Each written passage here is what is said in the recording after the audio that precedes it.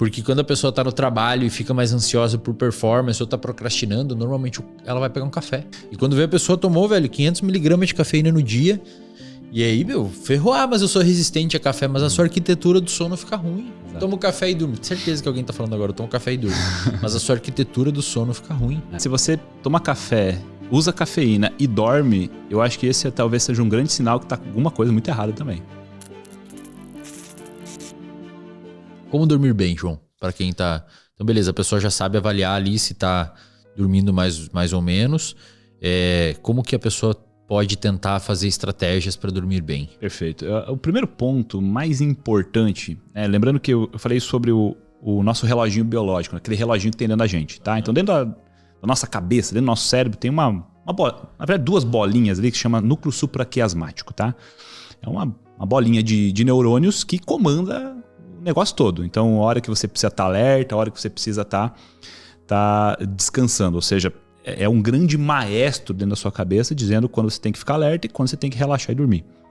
A questão é que esse reloginho biológico, ele sofre interferências no nosso ambiente, né? E a principal interferência, né, que ele sofre, né, ele é regulado pelo um estímulo importante que está no nosso contexto, é a luminosidade. Então você tem um ciclo, né?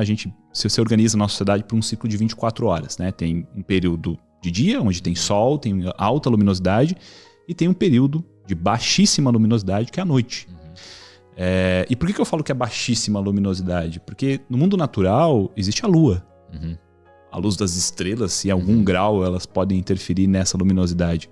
Talvez, né, pensando do ponto de vista mais primitivo, né, dos nossos antepassados, o que existia lá era uma fogueira. E a luminosidade da lua, né, quando tem, né, a lua tá aí refletindo a luminosidade do sol, tem um grau de luminosidade muito baixo.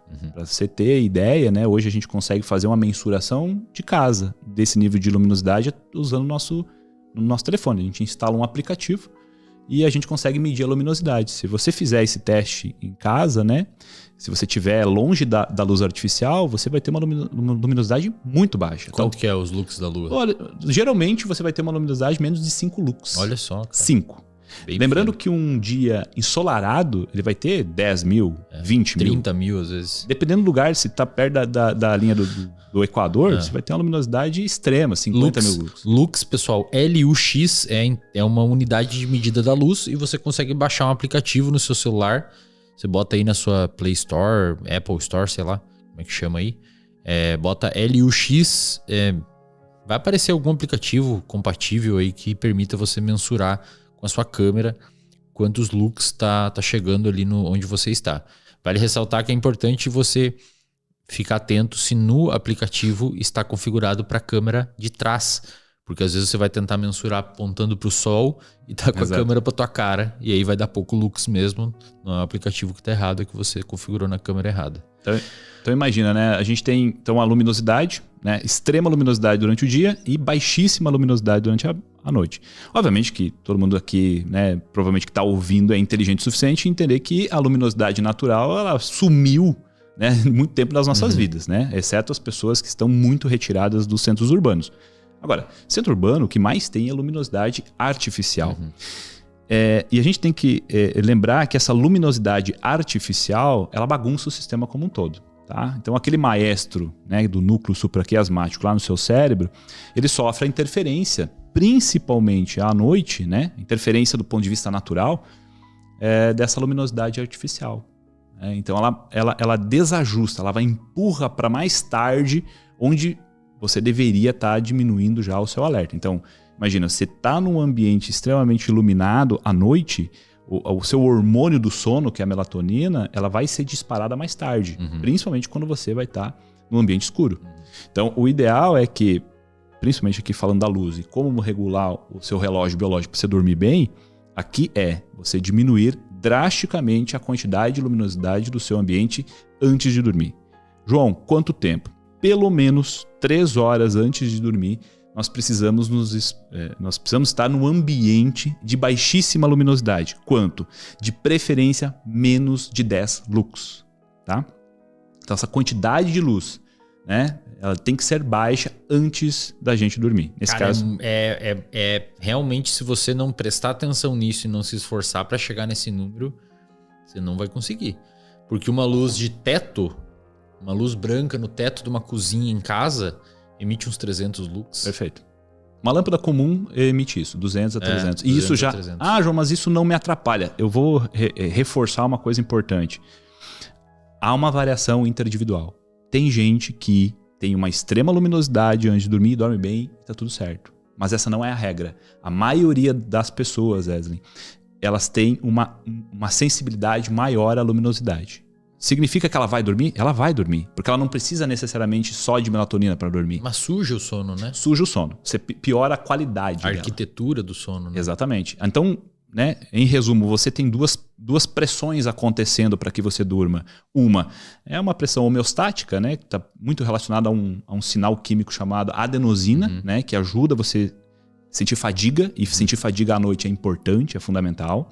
Então tem essa pressão acontecendo. E tem a pressão circadiana, né? Então tem esse reloginho biológico dizendo para você dormir. Então se você está muito cansado antes de dormir, né, por volta das 7, 8, 9, 10 horas da noite, isso é ótimo. Mas você tem que também ajustar o seu reloginho biológico através da luminosidade, nesse caso baixíssima luminosidade, para que você induza um sono de alta qualidade. Aí você sugere o quê? Que a pessoa utilize uma lâmpada vermelha, uma lâmpada de luz quente, indireta, tipo um abajur lá no canto da sala. Perfeito. Ou seja, o ideal é a gente medir, porque as nossas impressões, o nosso cérebro ele sempre está fazendo cálculo. Lembrando que o nosso cérebro ele faz um cálculo equivocado geralmente quando a gente está dormindo mal. Então quando a gente olha para um ambiente, não, mas esse ambiente aqui está escuro, é o suficiente. Na maioria das vezes não é. Então a gente precisa instalar o aplicativo, né? Para quem é mais metódico, talvez até adquirir um medidor de luz específico, mas não há necessidade, acho que o telefone já faz o seu papel, e a gente mede. Aí você mede a luminosidade e você começa a organizar o seu ambiente para que aquilo seja ajustado, tá? Uma das pressões do sono que você comentou ali seria a capacidade a pressão do cansaço, da fadiga, né? E essa pressão ela é induzida pela adenosina. Inclusive os autores chamam, né, de sleep pressure. Perfeito. É uma pressão para você dormir que vem começando a acontecer no final da tarde, associado ao ciclo circadiano correto, é meio que um combo perfeito para você apagar e ter uma noite de sono reparadora. O problema é que a cafeína, a ação da cafeína, para quem assistiu o podcast do Lincoln, a ação, dos mecanismos de ação da cafeína é antagonizar o receptor de adenosina, impedindo que a adenosina faça essa sinalização para o sleep pressure, essa pressão para dormir. Então acredito que uma das recomendações também para dormir bem seja cortar a cafeína, né? Certeza. Pelo menos 1 hora da tarde ali. Eu particularmente só uso café de manhã. Né? A café à tarde, na verdade, a minha grande recomendação para quem quer melhorar a performance à tarde seria um cochilo ou um descanso ao meio-dia. Ao invés de se entupir de café, você reduz drasticamente. E cara, a galera toma muito café, velho. É impressionante, velho. Porque quando a pessoa tá no trabalho e fica mais ansiosa por performance ou tá procrastinando, normalmente ela vai pegar um café. Perfeito. E aí vai tomando sem vontade de tomar um café. E quando vê a pessoa tomou, velho, 500 miligramas de cafeína no dia. E aí, ferrou. Mas eu sou resistente a café, mas a sua arquitetura do sono fica ruim. Toma café e durmo. Certeza que alguém tá falando agora, eu tomo café e durmo. Mas a sua arquitetura do sono fica ruim. Se você toma café, usa cafeína e dorme, eu acho que esse talvez seja um grande sinal que tá com alguma coisa muito errada também. Porque a tendência é você não exatamente, dormir. Exatamente. Tem alguma coisa muito errada dentro do seu sistema, cara. Então, assim, não tem como cravar isso, a gente não tem como dizer, mas assim, a tendência é indivíduos que tomam algum estimulante, lembrando, ele é um psicoestimulante, ele estimula o funcionamento do cérebro. Então, e eu já ouvia várias pessoas falando, não, mas eu tomo café e sinto sono. Cara, tem alguma coisa muito errada acontecendo. Tipo você botar um nitro no motor de um carro e ele não dá mais rápido. Exatamente. Tá alguma coisa errada. A bomba não tá indo certo, não tá chegando o suficiente. Perfeito. Mas ainda, lembrando, nós temos então uma forma de regular esse reloginho biológico que é diminuição de luz. Mas lembrando, né? Se a gente tem baixa luminosidade, a gente tem aí antes de dormir um ambiente perfeito, a gente tem que lembrar que a gente precisa diminuir a atividade de neurônio, tá? Então, pensa o seguinte, seu cérebro ele é uma maquininha de processar informações. Se você der informações para ele, ele vai processar. Então, no momento... isso é muito comum, né? Você tá lá, João, mas eu já fiz a higiene do sono, eu já diminui a luminosidade, tomei meu chazinho aqui para começar a relaxar. mas não consigo dormir, né? Tá, mas o que você está fazendo? Não, tô aqui no celular. Mas tô no celular fazendo o quê? Não, eu tô aqui comprando. Tipo assim, gente, compra ou algum tipo de estímulo, né, importante, potente no seu telefone ou qualquer parte do seu ambiente, vai levar um aumento da atividade, principalmente noradrenérgica do cérebro. Tá? Ele vai aumentar a capacidade do cérebro de processar informações, ficar alerta. E tudo aquilo que a gente não quer é que o indivíduo fique alerta à noite. Então, uma coisa aqui que a gente tem que pontuar é que durante a noite, principalmente antes de dormir, as pessoas precisam, obrigatoriamente, ficar entediadas.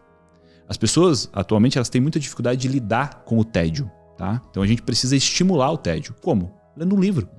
Né? Então tinha uma paciente uma vez que ela falou, mas João, eu não gosto de ler coisa entediante porque me dá sono. Eu disse, tá ótimo, mas encaixa esse momento que você precisa ler. Tá? Por quê? Porque daí você vai relaxar, vai ficar entediada e vai gerar esse tipo de condição para que o seu sono seja reparador. Os animais fazem isso. Né? Você trabalhou num laboratório com camundongo. Né? Você lembra, né? Quando o animal tá se organizando para dormir, o que ele faz? Um movimento repetitivo de fazer ninho. Né? Ele tem esse comportamento naturalmente organizado dentro do sistema dele. É algo instintivo dele. Então esse movimento repetitivo, né, ajuda ele a gerar tédio e diminuir a percepção do ambiente estimulante. Então algo repetitivo, algo entediante é super bem-vindo nesse momento. E o resto de manhã, alguma orientação diferente? Perfeito. Então, nós temos baixa luminosidade e relaxamento à noite, né? E temos, inclusive, uma recomendação relevante, que é o seguinte: você tem baixa luminosidade à noite, pouca estimulação à noite. O ideal é que a gente inverta isso durante o dia. É que a gente tenha mais estímulos durante o dia. Então, por exemplo, se quiser fazer uma atividade física de manhã, muito bem recomendado. Não precisa ser nada muito extenuante para você não gerar muita fadiga, mas a luminosidade tem que ser alta. Tá? E não é 300 lux como a gente vê nessas lâmpadas comuns. A gente precisa estar exposto a uma luminosidade extremamente alta, como a gente observa e consegue medir na luminosidade natural. Então, se a gente colocar lá o nosso telefone medindo a luminosidade de um dia ensolarado, a gente vai ter 10, 20, 30 mil lux. E é isso que a gente precisa. Tá? Então a gente se expor à luz natural sempre que possível, mas se não estiver disponível essa alta luminosidade, a gente precisa criar ela.